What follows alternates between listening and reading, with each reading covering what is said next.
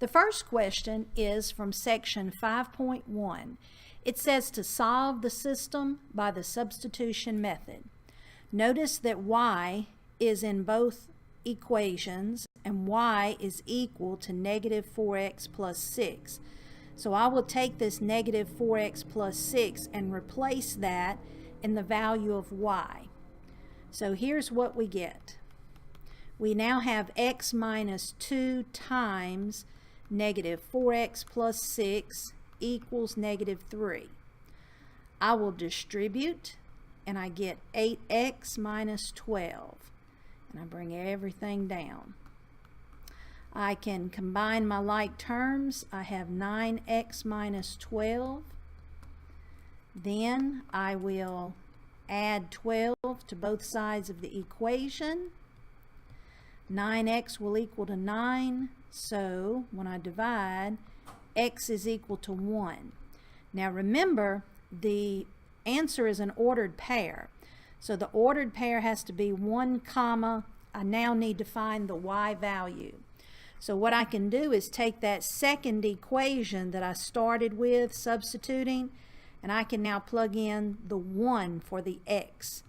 So negative 4 times 1 is negative 4. And then negative 4 plus 6 is equal to 2.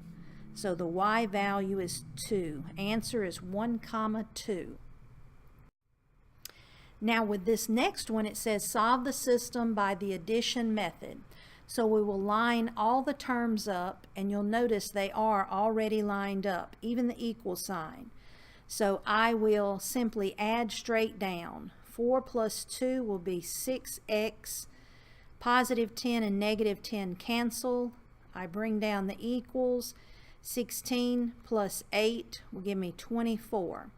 So if I have 6x equals 24, I just divide by 6, and x is equal to 4. Now remember, that's just part of the answer, part of the ordered pair. So I can take either one of those original equations, like the 4x plus 10y equals 16, and now I can substitute in a 4 for the x. So 4 times 4 will give me 16. When I subtract the 16 on both sides of the equation, I get 0. And then I divide by 10, and that tells me that y value is 0. So the ordered pair is 4 comma 0.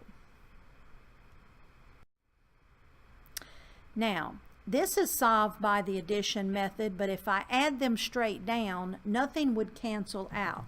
So notice the x versus the 2x. A negative 2 there would have been great, because negative 2 plus 2 would be 0. So let me multiply the entire first equation by negative 2. In other words, I'm going to distribute a negative 2. That will give me negative 2x, negative 10y, equals negative 4. Then I'm just going to bring over that bottom equation and line my terms up. Now when I add, the x's cancel out. I have negative 7y equals negative 7. And if negative 7y equals negative 7 and I solve, then y is equal to 1. Again, that's just part of the ordered pair. So I could take one of those original equations. Now that I know that the y value is equal to 1, and 5 times 1 in that first equation is 5, then I would simply solve by subtracting that 5, and x would equal to negative 3. Solution is negative 3 comma 1. Now this next problem comes from section 4.1. So you will need a calculator for this. I use the Texas Instruments calculator, like the pink one over to the right. So what I would need to do with my calculator, I would type in a 6, and then I would hit the exponent key, which is right here. Then I would type in the negative sign, which is this key down at the bottom. and then I would type in the 2.2 and then the equals. My equals also has the word enter on it. Now when I get that, I end up with 0.019411864, a long answer. And I want to round this to 3 decimal places. So I will go 1, 2, 3, but I will look at the 4th place to decide whether to round up or just drop that off. Since that number is below 5, I can just drop those off, and my solution would be 0.019, all by the calculator. Now on this next one, I'm going to use the calculator again. Remember now, E is what we had called Euler's number. And that's equal to approximately 2.718, but it's built into the calculator. Now to get to the value of E, it's hard to see in my picture, but right above this key that is LN, that's where my little E is on the Texas Instruments calculator that I use. So for my calculator to work this out for me, I would have to key in the second function key, which is right up here. Then I would have to type in the LN, and that will put the E on my screen. Then again, I would have to type the negative key since my exponent is negative, and then 0.11 or 0.11, and then the equal sign. Now when I get that, I get 0.895834134, and I need 3 decimal places. So I'm going to look at the 4th decimal place, and it is above a 5. So I need to go up 1 unit. So instead of 895 as my last 3 decimal places, it will be 896. So that will be my answer. Now on this problem, you may or may not want to use your calculator as well, because you have to fill in a table first, and then you have to choose the correct graph. So one by one, if we fill in these tables, like if x is -2, so I would have 5 to the -2, which is equal to 1/25. Now if you had done this in your calculator, you would also get 0.04. But you see here how it says use fractions and integers. It does not say use decimals. Always watch the directions on how to enter your answer. So when I enter the answer here, I should not use the 0.04. With your calculator, you can quickly change that 0.04 back to a fraction if you will hit the second key and then this fraction key that has an ABC on it if you're using my brand of calculator. So that first answer is 1/25. Then I will take the 5 and substitute in a -1 for the x. That is equal to 1/5. But again, you would get a decimal on your calculator. You would need to convert that back to a fraction. Then I will take the 5 and substitute in a 0. You can work it on the calculator or by hand, and you get 1. Then I will take the 5 and plug in a +1.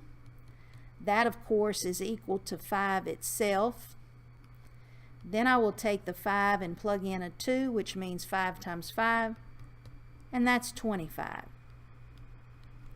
Now, I need the graph that has these 5 ordered pairs on it.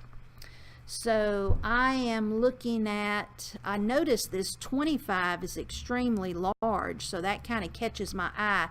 Let me just look and see where 225 is. On this first one, 2 only goes up to 5, not 25, so that would not be my answer. On this second one, 2 doesn't even go up to 1, so that would not be my answer. On this third choice, C, the 2, again, doesn't even go up barely to the 1. That's not my answer. On this last one, when I look at my point at 2, notice how it comes over to the 25. That would be the correct answer. Now, Let's go ahead and calculate compound interest using the formula given. All right, we are told that we want to find the accumulated amount, so we have to find the A. It's for an investment of $2,000. $2,000 is what you start with, so that would be the principal. The rate is 10%. All percentages must be changed to a decimal first, so that would be 0.10. This is going to be compounded quarterly. The word quarterly means there will be 4 times a year that we will compound the interest, because there are 4 quarters in a year. And the N in the formula will be a 4. So I put a 4 in that denominator, and I also have a 4 up here with my time.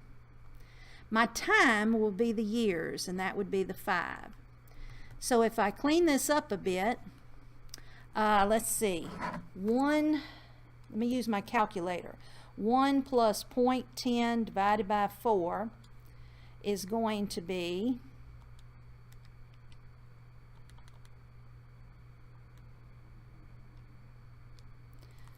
1.025, and that's raised to the exponent of 20.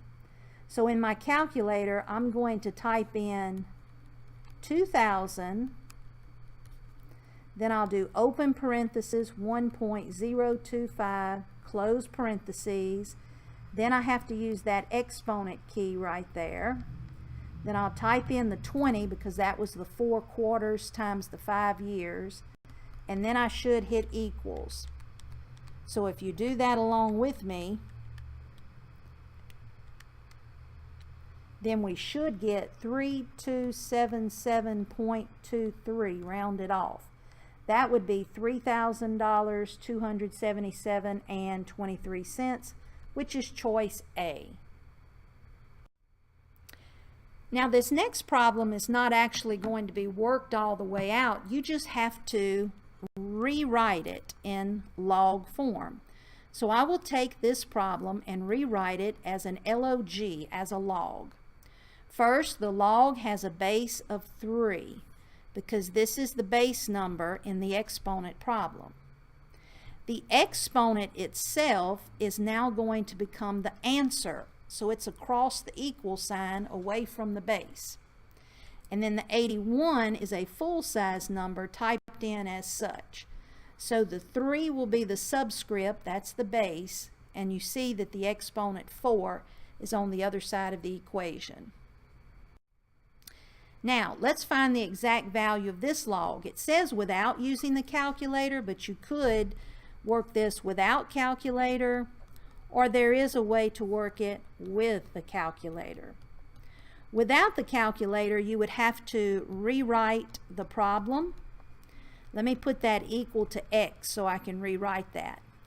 That would be 4 raised to the power of x is equal to 64. So I would have to go through exponents, like 4 to the first is 4, 4 squared is 16, 4 to the third is 64. You could use your calculator for that if you wish. And so the answer is really 3. However, without going through those little properties of logs, you could use something called the base change formula, which was in your PowerPoint. The base change formula would take the log, you can type that in your calculator, of 64, and then it would divide by the log of 4. After you type that in your calculator, you hit equals, and you will also get the 3. You may use these formulas on this test. Now again, this says without the calculator, so without the calculator, I would have to rewrite this as the base 2 exponent x is equal to 1/4. Now I know that anytime the base 2 flips over to become a reciprocal, I would have to use negative values. So 2 to the negative 1 would be 1/2, and 2 to the negative 2 would be 1/2 squared, which is 1/4. So that's the exponent, that's the answer. However, with the calculator and the base change formula, you could type in log, open parentheses, 1/4, close parentheses, that's your 1/4, divided by log 2, that's your base, and then the equal sign. And that will give you the -2 answer. Okay, whenever you have a log with a base of 6 and a regular base of 6, it's important to remember the inverse property. The inverse property tells us that these two will cancel each other out because they work as inverses of each other. So the answer is simply the 12. That would be part C. Now we're going to use properties of logs to expand this given problem. Notice that that is multiplication. Whenever you have multiplication or a product inside of a log, you may use addition. So we can rewrite this as log base 10 of the 10 plus log base 10 of the x. We literally split apart that 10 and that x, and it will become 10 plus x. Now, if you simplify this, either by hand or in your calculator, you will get 1, and thus the answer is 1 log base 10 of x. So that would be my answer choice B. Now you'll see a fraction. Whenever you have a fraction, that is also called a quotient. And this quotient has the quotient rule, and it says that you may use subtraction of logs to express this. So I'm going to rewrite that fraction as log base 2 of the 4 subtract log base 2 of that x. Now log base 2 of 4 will simplify either by hand or with your calculator, and that would just give you 2. So my answer is 2 minus log base 2 of x, and that would be answer choice A. Now we will use another property of logs called the power rule. The power rule says that you can take any exponent within a log and bring it down in front. So I can simply rewrite that as 6 times the log base 3 of x. So my answer would be choice B. Now we're going to expand this one, and it will use more than one property. First, I notice that I have a product. If I have a product, then I can expand this with addition. So I have log base b of y squared plus log base b of just the letter x. The next thing I notice is I have a power, an exponent, in that first term. All of the exponents will come down in front of the log. So I now have 2 log base b of y plus log base b of x. And that's your answer. Be sure though that you write these bases, these little b's in the log notation, as a subscript, a little bit lower than the line. Now we're going to go the opposite direction. We will see either the addition or the subtraction, and we have to condense this and rewrite it into a single logarithm. Since this is subtraction, I know that that originally came from a fraction within the log. So I will rewrite this as log, and in that fraction I will put 2x plus 1 on top and x on bottom.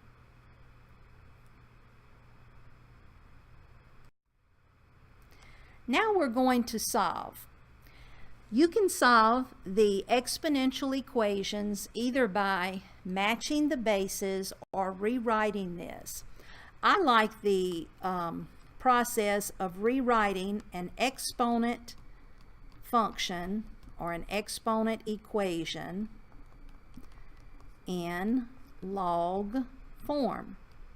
If I rewrite this one, I would have log, the base is 8, the number is 4096, and that is equal to the exponent 4x minus 16. The reason I want to rewrite it like this is because this logarithm will simplify.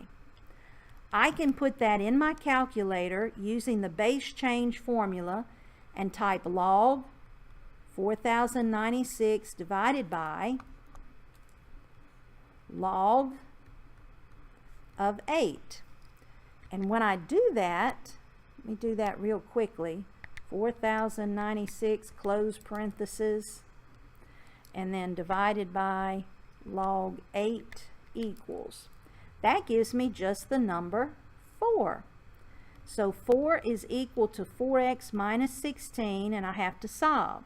So I add 16 to both sides. I will get 20 equals 4x, and I divide by 4. So the solution is a positive 5. That's my answer. Now in this equation, I think I will go ahead and rewrite this one as well.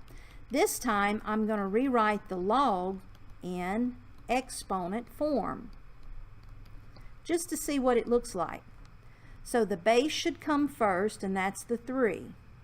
The exponent is the 4, and that's equal to the x. Well, now I can simply put this in my calculator as 3 exponent 4, and that will give me 81. My solution is choice B, 81. Now I'm going to solve this equation, and I think it would be best again just to rewrite it. Let me go ahead and rewrite the log in exponent notation. This is a very handy skill to know. The base is 5, the exponent is 3, and that's equal to the x plus 2. You could drop those parentheses. Then I will work this out. 5 raised to exponent 3 is 125 when I multiply that out. Then to solve it, I would simply subtract the 2, and x is equal to 123. So my answer choice is choice D. Now, let's go ahead and use the properties of logs to solve this one. Notice that I have 2 logs that are added together. That means I can rewrite this using my properties of logs. I have log of 3x equals log of 4 times x minus 3. Just put that 4 and that x minus 3 together, because we know addition implies a product. So the 4x minus 3 is now together.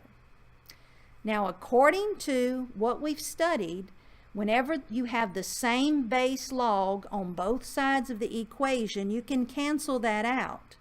So I have 3x equals 4 times x minus 3.